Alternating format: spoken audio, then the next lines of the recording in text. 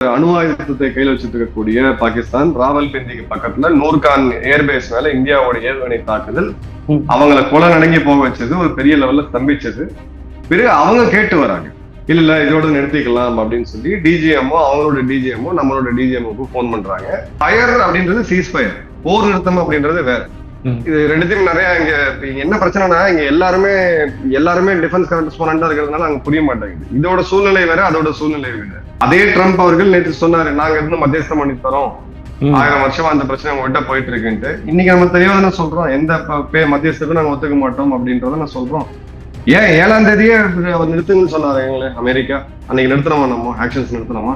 மிகப்பெரிய பொருளாதார சரிவையும் உளவியல் ரீதியான தாக்கத்தையும், இந்தியா மீண்டும் தங்களை ஜெயிச்சிருச்சு அப்படின்ற அந்த காயம் மற்றும் பொருளாதார ரீதியில மிகப்பெரிய பின்னடைவு, இதைதான் இப்ப பாகிஸ்தான் சந்திச்சிருக்காங்க.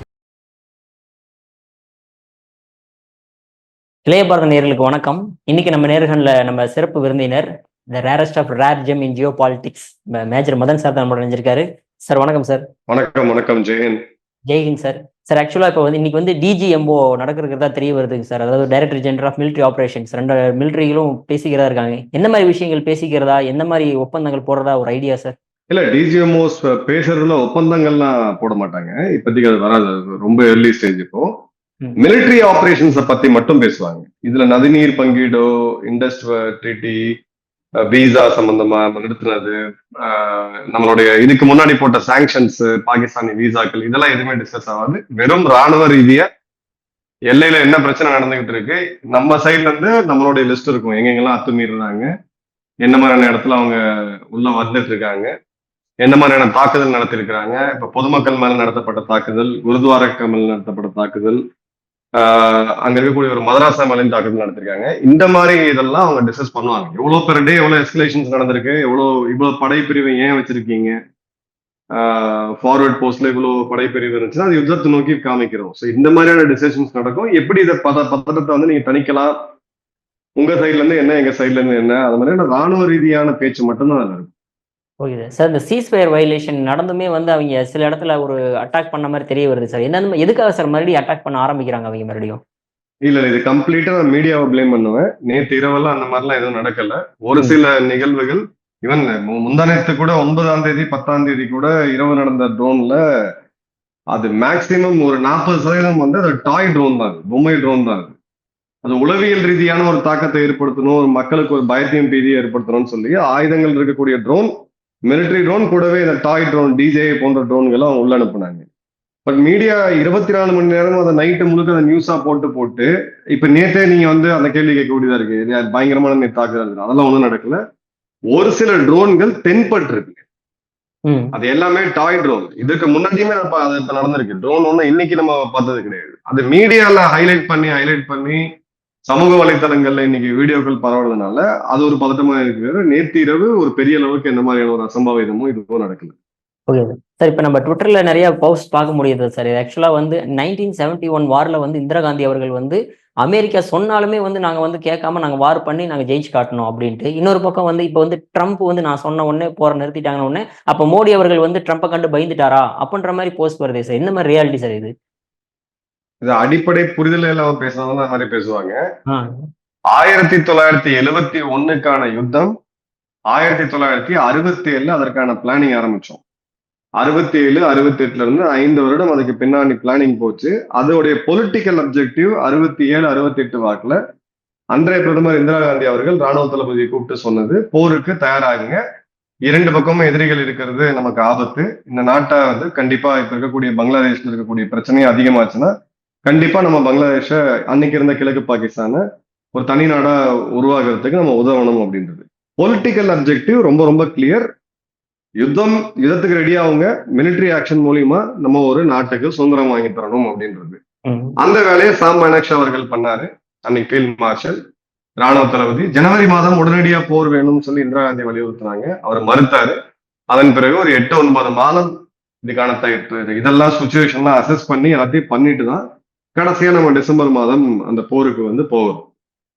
இங்கே பொலிட்டிக்கல் அப்ஜெக்டிவ் என்ன, முதல் நாள்ல இருந்து பெஹல்காம் ஏப்ரல் 20 நடந்த அந்த தாக்குதல்ல சம்பந்தப்பட்ட தீவிரவாதிகள், அவர்களுடைய ஹேண்ட்லர்ஸ், பின்னாடி இருந்து திட்டம் தீட்டினவங்க, அவங்க இருக்கக்கூடிய இடங்கள், இதை நம்ம தாக்கி அழிப்போம்ட்டு. இப்ப நீங்க போருக்கு போனா அதை நிறுத்தணும்னு சொன்னா வேற விஷயம் அது. இது ஒரு மிலிட்டரி ஆக்ஷன், கால்குலேட்டடா எடுக்கக்கூடிய ஒரு மிலிட்டரி ஆக்ஷன். போன முறை சர்ஜிக்கல் ஸ்ட்ரைக் இருக்கு, அதை நான் ஏற்கனவே நம்ம பேசியிருக்கிறோம். இந்த முறை தாக்குதல் அப்படின்றது இன்னும் பலமா இருக்கும் அப்படின்ட்டு. இது ஒரு பனிஷ்மெண்ட் எக்ஸசைஸ். இன்னொன்னு, இந்த மாதிரி மீண்டும் செய்யக்கூடாது அப்படின்றதுக்கான ஒரு எச்சரிக்கையாகவும் ஒரு டிட்டரண்டாகவும் தடுப்பாகவும் தான் அந்த மிலிட்டரி ஆக்ஷன் எடுப்போம். அந்த மிலிட்டரி ஆக்ஷன் எடுக்கும்போது அது எஸ்கலேஷன் ஆகுது. அவங்க சைட்ல ஒரு எஸ்கலேஷன், திரும்ப நம்ம சைட்ல ஒரு எஸ்கலேஷன், திரும்ப அவங்க சைட்ல ஒரு எஸ்கலேஷன், கடைசியா நம்ம எஸ்கலேட் பண்றோம். அதன் பிறகு முந்தா நேத்து மதியம் போல ஆஹ், அங்க இருக்கக்கூடிய ஒரு அணு ஆயுதத்தை கையில் வச்சுட்டு இருக்கக்கூடிய பாகிஸ்தான் ராவல்பிண்டிக்கு பக்கத்துல நூர்கான் ஏர்பேஸ் மேல இந்தியாவோட ஏவுகணை தாக்குதல் அவங்களை கொலை நடுங்கி போக வச்சது, ஒரு பெரிய லெவல்ல ஸ்தம்பிச்சது. பிறகு அவங்க கேட்டு வராங்க, இல்ல இதோட நிறுத்திக்கலாம் அப்படின்னு சொல்லி டிஜிஎம்ஓ, அவங்களோட டிஜிஎம்ஓ நம்மளோட டிஜிஎம்ஓக்கு போன் பண்றாங்க. அதே சமயம் இது ஏதாவது ஒரு அணு ஆயுத கசிவு இருக்கா, அந்த மாதிரியான ஒரு சூழ்நிலை இருக்கா அப்படின்னு சொல்லி அமெரிக்காவுக்கும் போன் பண்றாங்க. பிறகு 2 டிஜிஎம்ஓக்கள் பேசுறாங்க, அமெரிக்க தரப்புல இருந்து வருது. இதே நிகழ்வுக்கு ஒரு நாள் முன்னாடி தான் அமெரிக்காவுடைய துணை ஜனாதிபதி ஜேடி வான்ஸ் சொன்னாரு, இது எங்க பிரச்சனை கிடையாது, நாங்க தலையிட மாட்டோம். சோ இதையும் நீங்க மலையும் அடவியும் கம்பேர் பண்ணி நீங்க அங்க ஒரு யுத்தத்துல இருந்தது வேற. ஒரு காலகட்டங்கள்ல என்ன மிலிட்டரி அப்ஜெக்டிவ், கார்கில் யுத்தம் அப்படின்றது பாகிஸ்தான் ராணுவம் அத்துமீறி இந்தியாவுக்குள்ள நுழைஞ்ச அந்த மலைப்பகுதிகளில் பிடிச்சு வச்சது. அன்னைக்கு பிரதமர் வாஜ்பாய் அவர்கள் கொடுத்த பொலிட்டிக்கல் அப்ஜெக்டிவ் என்னன்னா, அவங்கள விரட்டி வெளியில விடுங்க, அவங்க பாகிஸ்தானியர்கள் இங்க இருக்கக்கூடாது, ராணுவ நடவடிக்கை மூலியமா அவங்கள அடிச்சு துரத்துங்க அப்படின்றதுதான். அதன் பிறகு அந்த மலைப்பகுதிகளை நம்ம மீட்டெடுத்தோம். இந்த முறை இது போர் கிடையாது. இது நீங்க மீடியா உட்காந்து 24 மணி நேரம் போர்னு கத்திக்கிட்டு அப்புறம் போர் நிறுத்தம், இது போர் நிறுத்தம் கிடையாது. ஃபயர் அப்படின்றது சீஸ் ஃபயர், போர் நிறுத்தம் அப்படின்றது வேற. இது ரெண்டுத்தையும் நிறைய இங்க என்ன பிரச்சனைனா, இங்க எல்லாருமே டிஃபென்ஸ் கரஸ்பாண்டா இருக்கிறதுனால அங்க புரிய மாட்டேங்குது. இதோட சூழ்நிலை வேற, அதோட சூழ்நிலை வேற. அந்த ஒரு காரணத்துக்காக நம்ம இது பண்றோம். அதே ட்ரம்ப் அவர்கள் நேற்று சொன்னாரு, நாங்க இருந்து மத்தியஸ்தம் பண்ணி தரோம், 1000 வருஷமா அந்த பிரச்சனை உங்ககிட்ட போயிட்டு இருக்குன்ட்டு. இன்னைக்கு நம்ம தெளிவாக சொல்றோம், எந்த மத்தியஸ்தத்துக்கும் நாங்க ஒத்துக்க மாட்டோம் அப்படின்றத நான் சொல்றோம். ஏன் 7ஆம் தேதியே நிறுத்துங்கன்னு சொன்னாரு அமெரிக்கா, அன்னைக்கு நிறுத்தணுமா, நம்ம ஆக்ஷன்ஸ் நிறுத்தணுமா? we have the right to respondன்றதுதான் நம்மளுடைய கொள்கை. இது நம்ம எடுக்கக்கூடிய முடிவு. இப்ப இருக்கக்கூடிய ஜியோ பொலிட்டிக்கல் சுச்சுவேஷன், நம்ம கொடுக்கக்கூடிய மிஷன் அச்சீவ் ஆச்சா இல்லையா? நேத்து 3 முப்படைகளுடைய மிக முக்கியமான சீனியர் லீடர்ஸ், ராணுவ தளபதிகள் வந்து பேசினாங்க. எதுக்காக நம்ம போனோம், அதை அச்சீவ் பண்ணோமா இல்லையா? அதை 100 மடங்குக்கு அதிகமாகவே அச்சீவ் பண்ணிருக்கிறோம். சோ இப்ப பிரச்சனை முடிஞ்சது, நம்ம அடுத்த இயல்பு வாழ்க்கை போறோம், நாட்டோட வளர்ச்சி பாதைக்கு எடுத்துட்டு போறோம். மீண்டும் அவங்க தாங்கினா இதோட அதிகமான பதிலடி இருக்கும், அது போரா கூட இருக்கலாம், அது நம்ம சொல்ல முடியாது. அதையும் நம்ம கம்பேர் பண்ண முடியாது. Okay sir. சார் அதே மாதிரி இப்ப நான் நிறைய பக்கம் நம்ம அட்டாக் பண்ணிட்டோம் சார். பல்காம் முடிஞ்ச உடனே பாகிஸ்தான் சைட்ல இருந்து என்னென்ன மாதிரி பிரச்சனைகள் சந்திச்சிருக்காங்க சார் இது வரைக்கும்? ஏன்னா ஸ்டாக் மார்க்கெட் கம்மி ஆயிருச்சு, அதுக்கப்புறம் ஏர்பேஸ் நம்ம வெளியே விடுறது இல்ல, இப்ப வந்து பார்த்தோம்னா நிறைய கடன்ல வேற இருக்கு, என்னென்ன பிரச்சனைகள் சந்திச்சுட்டு இருக்காங்க சார் பாகிஸ்தான்? ஏன்னா வெளியே நியூஸ் தெரியும். அதாவது இன்னைக்கு அவங்களுடைய ரஃப் எஸ்டிமேட், ஒரு போர் இருக்கும்போது சில அமைப்புகள் இருக்காங்க, எக்ஸ்பர்ட்ஸ் இருக்காங்க, அவங்க அந்த போர்ல எவ்வளவு இந்த நாடு செலவு பண்ணிருக்கு, எவ்வளவு அவங்களுக்கு வந்து செலவாயிருக்கு அப்படின்றத பார்ப்பாங்க. அதுபடி பாத்தீங்கன்னா கிட்டத்தட்ட $4 பில்லியன். $4 பில்லியன் அப்படின்றது 80,000 கோடி. இவங்களுக்கு IMF இருந்து நிதி உதவி வர்றதே $1 பில்லியன் தான். இப்ப $4 பில்லியன் அளவுக்கான பணத்தை இவங்க லூஸ் பண்ணிருக்கிறாங்க, பொருளாதாரத்தை லூஸ் பண்ணிருக்காங்க. அவங்களுடைய வீரர்கள், அவங்க ராணுவத்தோடைய மனநிலையே ரொம்ப வீக்கா இருக்கு. குறிப்பா அந்த விமான தளங்களை தாக்குனது, நூர்கானை தாக்குனது மிகப்பெரிய தாக்கத்தை ஏற்படுத்தியிருக்கு. மக்கள் அதிர்ச்சியில பாக்குறாங்க, சமூக வலைத்தளங்கள்ல பதறாங்க. இதுவரை உலகத்திலே எந்த நாடுமே இஸ்லாமாபாத்தை தாக்குனது கிடையாது, அந்த மாதிரி வரலாறே கிடையாது, இந்த முறை இஸ்லாமாபாத்தையும் தாக்கியிருக்கு இந்தியா அப்படின்ட்டு. கடற்படையும் மிகப்பெரிய லெவல்ல பிரச்சனை இருக்கு. இப்ப அவங்க ஏர்பேஸை ஓபன் பண்ணி விட்டுருக்காங்க, ஏர் ஸ்பேஸ. பட் இருந்தும் சர்வதேச விமானங்கள் அதுல போக மாட்டேன்றாங்க. ஸோ மிக முக்கியமான ரூட் பாகிஸ்தான், ஏன்னா அந்த இமயமலையை பைபாஸ் பண்ணி போகக்கூடிய, கடல்ல ஒட்டி இருக்கக்கூடிய பகுதியினால ஒரு முக்கியமான ஏர் ரூட் அது. மிகப்பெரிய பொருளாதார சரிவையும் உளவியல் ரீதியான தாக்கத்தையும், இந்தியா மீண்டும் தங்களை ஜெயிச்சிருச்சு அப்படின்ற அந்த காயம் மற்றும் பொருளாதார ரீதியில மிகப்பெரிய பின்னடைவு, இதைதான் இப்ப பாகிஸ்தான் சந்திச்சிருக்காங்க. பேசக்கூடிய தருணத்துல கராச்சியில இப்போ தண்ணிக்கு பிரச்சனையா இருக்கு, தண்ணீர் பற்றாக்குறை இருக்கு. ஏன்னா IWT இண்டஸ் வாட்டர் ட்ரீட்டியை நம்ம நிறுத்தி அணைகளை தேவைப்படும் போது நம்ம இது பண்ணிட்டு இருக்கோம். கராச்சின்றது அந்த போர்ட் பக்கத்துல இருக்கக்கூடிய ஒரு சின்ன ஏரியா தானே சார் அது? ஆமா ஆமா. ஒரு பெரிய நகரம் அது. கராச்சி அவங்களோட மிகப்பெரிய நகரம். மும்பை அளவுக்கு இல்லாம இருந்தாலும் மும்பையில ஒரு பாதி இருக்கக்கூடிய பெரிய நகரம் அது. ஓகே. ஸோ அதே மாதிரி இந்தியா சைட்ல இருந்து என்னென்ன கேஷுவாலிட்டிஸ் ஏற்பட்டிருக்கு சார் அந்த லைன் ஆஃப் கண்ட்ரோல்ல இப்போ அவங்க தாக்கின ஏரியா தாக்கினதுனால? நேற்று அபிஷியலா வந்திருக்கு ஒரு 7 பேர் 5 ராணுவ வீரர்கள் இழந்திருக்கிறோம். 2 BSF வீரர்கள் இழந்திருக்கோம். ஒரு 10 பேர் 12 பேர் காயம்பட்டிருக்கு. பொதுமக்கள் ரஃபா எடுத்தீங்கன்னா ஒரு 20ல இருந்து 22 பேர் பொதுமக்கள் இறந்திருக்கிறாங்க அந்த முதல் நாள் 9ஆம் தேதி நடத்தப்பட்ட தாக்குதல். ஓகே. ஸோ அதே மாதிரி இப்போ நம்ம பாகிஸ்தானுக்கு நம்ம எவ்வளோ ஹெல்ப் பண்ணாலுமே எகெயின்ஸ்டாவே இருக்கிறதுக்கு காரணம் என்னவா இருக்கு சார் கடைசியா? அவங்க ராணுவ தளபதிக்கு இன்னைக்கு அவங்க முப்படைகளோட தளபதிகள் உட்கார்ந்து பேசும்போது பிரஸ் கான்ஃபரன்ஸ்ல jihad is the one which drives us அப்படின்றாங்க. எங்களை வழிநடத்தி செல்வதே நாங்க இருக்கிறதே ஜிஹாதுக்காக தான் அப்படின்ட்டு. இப்ப இந்த மூடர்கள் கிட்ட போய் நம்ம என்ன எதிர்பார்த்து ஏன் எதிர்பார்க்க முடியும்? இது ஏற்கனவே பேசினதுதான். ஜிஹாத் தான் எங்களை வழிநடத்தக்கூடிய ஒரு போர்ஸ் அப்படின்னு சொல்லி அங்க இருக்கக்கூடிய படிக்காதவங்க யாராவது இருக்காங்க, ஒரு எக்ஸ்ட்ரீமிஸ்ட் மைண்ட் இருக்காங்கன்னா பரவாயில்ல. முப்படைகளுடைய ராணுவ தளபதிகள் சொல்றாங்க அப்படின்னா அந்த நாட்டுக்கு நம்ம வேற எதுவும் எதிர்பார்க்க முடியாது. Okay sir. லாஸ்ட் ஒரே ஒரு கொஸ்டின் சார். நம்ம ஆக்சுவலா இந்த S-400 ஆகாஷ் ஓகேங்களா, இதோடைய சிக்னிஃபிகன்ஸ் என்னன்னு சொல்லுவீங்க சார்?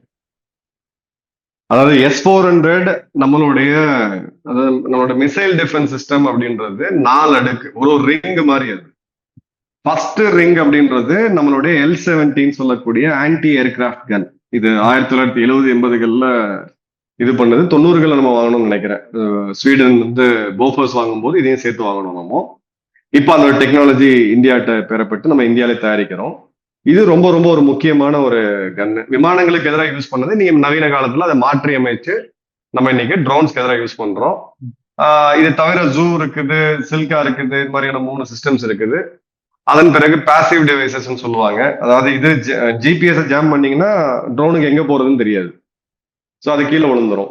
அதுக்கு நேரடியா நீங்க சுட்டு வீழ்த்தணும்னு கிடையாது. ஃப்ரீக்வன்சி ஜாம் பண்றது இல்ல நம்மளோட ஜிபிஎஸ் ஜாம் பண்றது இது ஒரு வகை. அடுத்தது பாத்தீங்க அப்படின்னா நம்மளுடைய பராக் ரக மிசைல்கள் இருக்கு. இது ஒரு 20 கிலோமீட்டர் 15-30 கிலோமீட்டர் வரக்கூடிய ஏரியல் த்ரெட்டை நியூட்ரலைஸ் பண்ணும். அதன் பிறகு நம்ம கிட்ட ஆகாஷ் இருக்கு. ஆகாஷோட நியூ ஜெனரேஷன் வேரியன்ட் இருக்கு. இதெல்லாம் தாண்டி தான் நம்ம கிட்ட கடைசியா இருக்கிறது S-400. இது தனித்தனி வெப்பன் கிடையாது, இதெல்லாம் சேர்த்து ஒரு சிஸ்டம்.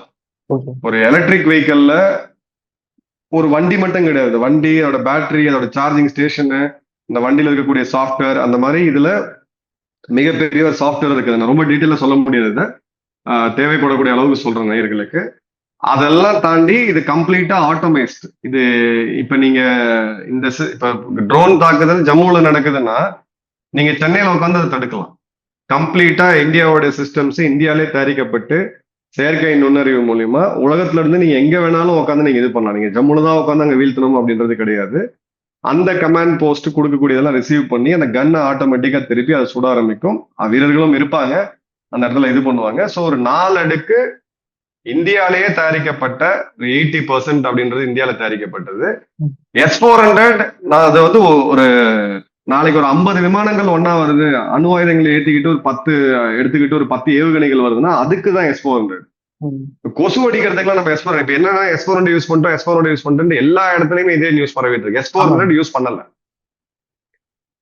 S-400ன்றது கடைசி கட்ட ஒரு பெரிய த்ரெட். ஒரே நேரத்துல 56 டார்கெட் அதெல்லாம் ட்ராக் பண்ணி அடிக்க முடியும்.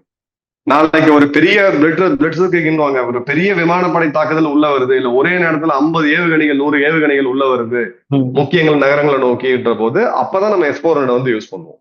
Okay sir. ஸோ மொத்தம் எத்தனை S-400 இருக்கு, எங்கெங்க வச்சிருக்கோம் சார் நம்ம இந்தியாவில்? இல்ல அது வேண்டாம், அந்த டீட்டெயில் வேண்டாம். நம்ம 2 பேட்டரி இருக்கு. எந்த இடத்துல இருக்குன்னு அந்த லொகேஷன்ல நம்ம கண்டிப்பா பேச முடியாது.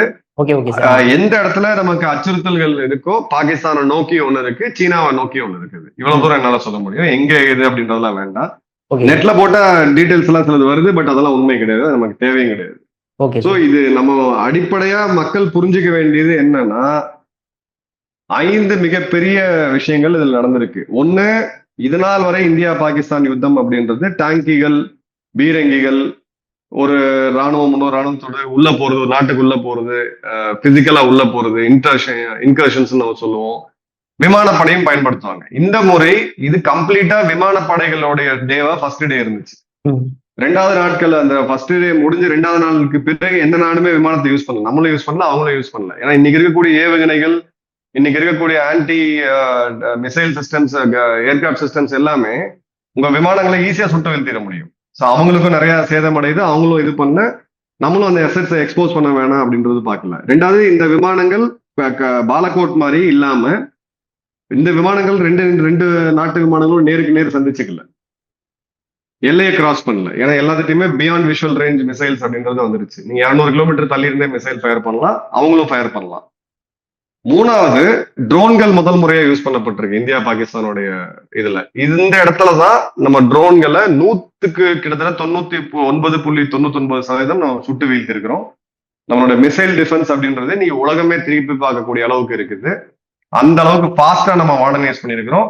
ஏன்னா ராணுவத்துல இந்த சிறு ரக ட்ரோன் இதோட தடுப்பு இந்த ப்ராஜெக்ட் எல்லாமே கோவிட் அப்பதான் ஆரம்பிச்சது. நம்ம ரொம்ப பின்தங்கி இருந்தோம் அப்படின்ற பல விமர்சனங்கள் வந்துச்சு. இந்திய நிறுவனங்கள், பெங்களூரை சேர்ந்த ஒரு நிறுவனம் ஸ்ட்ரைக்கர் அப்படின்ற ட்ரோன், இதுதான் பாகிஸ்தானுடைய நகரங்கள் அதிகமா தாக்குனது. முழுவதும் இந்தியாவில் தயாரிக்கப்பட்டது. அவங்களுடைய ரேடார்ல அது வரவே இல்லை.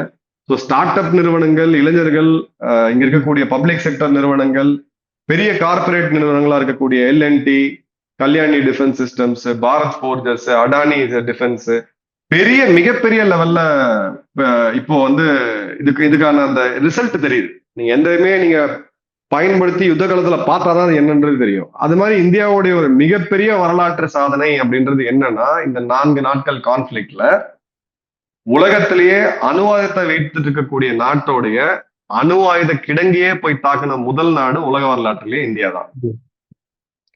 2வது அணு ஆயுதத்தை வைத்துட்டு இருக்கக்கூடிய நாடு, அதோடைய 11 ஏர்பேஸ ஒரே நாள்ல தாக்கி அளிச்ச நாடும் இந்தியா தான். 3வது இப்ப நீங்க பார்த்த எல்லாமே நம்மளுடைய 10% கூட கிடையாது. இன்னும் 90% S-400 யூஸ் பண்ணிட்டோம், பிரம்மோஸ் யூஸ் பண்ணிட்டோம், இது யூஸ் பண்ணிட்டோம், அது யூஸ் பண்ணிட்டோம், எக்கச்சக்கமான நியூஸ் ஸ்ப்ரெட் ஆயிட்டு இருக்கு. நம்ம யூஸ் பண்ணது நம்மளுடைய போர் திறன், நம்மளுடைய ஃபயர் பவர், நம்மளுடைய தொழில்நுட்பம் வெறும் 10% தான் நம்ம யூஸ் பண்ணோம். எதிரி இன்னைக்கு ஆஃப் ஆகக்கூடிய நிலைமைக்கு கொண்டு வந்தாச்சு. இதே HQ-9, இதே மிசைல் டிஃபென்ஸ் சிஸ்டம், அதாவது HQ-9 அப்படின்றது S-300 ஈக்குவலா சைனா சொன்னாங்க. அதை நம்பி பாகிஸ்தான் கோடிக்கணக்கான பணத்தை கொடுத்து வாங்கினாங்க. அதோட வேலை இப்ப டேராகான் விமான நிலையத்தை நோக்கி ஒரு ஏவுகணை வந்தா தடுக்கணும். ஃபர்ஸ்ட் அதை கண்டுபிடிக்கவும் முடியல நம்ம ஏவுகணைய, அது 2வது தடுக்கவும் முடியல, 3வது அதையே அதை காப்பாத்திக்க முடியல. அந்த ஏவுகணை மேலேயே குண்டு போட்டு இந்தியா அழிச்சிருக்குது. லாகூர்ல H-9 சிஸ்டம்ஸ் வந்து இருக்கு. இப்ப இதே சிஸ்டம் தான் நம்மளுடைய இந்தியா திபெத் எல்லையிலையும் கிழக்கு பகுதியில் இருக்கக்கூடிய லே லடாக்ல ஆரம்பிச்சு அருணாச்சல் வரைக்கும் நமக்கு எதிராக சீனா வச்சிருக்காங்க. இப்ப அந்த சீனாவுடைய நிலைமை யோசிச்சு பாருங்க. சீன வீரர்களோட நிலைமை, இதை நம்பி எங்களை காப்பாத்தோம் அப்படின்னு நினைச்சிட்டு இருக்கும் போது கண்ணு முன்னாடி அதை வெடிச்சு சிதறக்கூடிய காட்சிகள் வருது. ஸோ மிகப்பெரிய ஒரு டைனமிக்ஸை இதை மாத்துது. மிகப்பெரிய ஒரு டைனமிக்ஸை இப்ப மாத்திருக்குது. இனி சீனாவுடைய ஷி ஜின்பிங் இன்னொரு முறை கல்வான் மாதிரி ஏதாவது பண்ணணும்னு நினைச்சாங்கன்னா அவங்க ஆயுதங்கள் மேல நம்பிக்கை வேணும். இது வந்து ஒரு கவசம் மாதிரி. இந்த கவசத்துல நீங்க எப்படி நான் உள்ள போறேன், ஒரு ஆபரேஷனுக்குள்ள போறேன்னா ஒரு புல்லட் ப்ரூஃப் போட்டு போறேன், எந்த நம்பிக்கையில போறேன், அந்த தோட்டா என்ன தொலைக்காதுன்ற நம்பிக்கையில போறேன். அது மாதிரிதான் ஒரு நாட்டுக்கு அந்த HQ-9 போன்ற மிசைல் ஏர் டிஃபென்ஸ் சிஸ்டம்ஸ். உங்களால தடுக்கவே முடியல, இந்தியாவோட ஒரு ட்ரோனை கூட உங்களால தடுக்க முடியல, மிசைல்ஸ் விடுங்க, ட்ரோனை கூட தடுக்க முடியலன்னா அப்போ அங்க நீங்க உங்களோட மிலிட்டரி கால்குலேஷனே டோட்டலா ஸ்ட்ராட்டஜியே மாறுது. இதோட எஃபெக்ட்லாம் இன்னொரு 3-4 மாதம் கழித்து தெரியும். இப்பவே சைனா என்ன சொல்ல ஆரம்பிச்சிட்டாங்கன்னா, இது ரொம்ப சொபஸ்டிகேட்டடான எக்யூப்மெண்ட், பாகிஸ்தானுக்கு சரியா ஹேண்டில் பண்ண தெரியல, அதற்கு உண்டான போர் திறன் இல்ல, இவங்க முட்டாள்கள் அப்படின்னு சொல்லி அவங்க வீபோல கமெண்ட் போட்டுட்டு இருக்காங்க. சோ இந்தியா வந்து இன்னைக்கு உலகத்துக்கு காமிச்சிருக்கு. அன்பார்ச்சுனேட்டா என்ன பிரச்சனை அப்படின்னா, நம்மளுடைய மெயின் ஸ்ட்ரீம் ஊடகங்கள் 24 மணி நேரம் பிரேக்கிங் நியூஸை கொடுத்து பகல் வந்து தேவையில்லாத நியூஸ்லாம் கூட அவ்வளவு ஹைப் பண்ணி அதை வந்து மக்களை பதட்டத்துல வச்சிருந்தாங்களே தவிர இந்தியாவுடைய வெற்றி என்ன அப்படின்றத இன்னும் யாருமே உலகத்துக்கு கொண்டு போல. ஒரு sorry state. Okay sir. Sir அற்புதமா விளக்கம் கொடுத்தீங்க சார். உங்க பொன்னான நேரத்திலே பரதம் மிக்க நன்றி சார். நன்றி பிரதர். வணக்கம். ஜெயன். ஜெயின் சார்.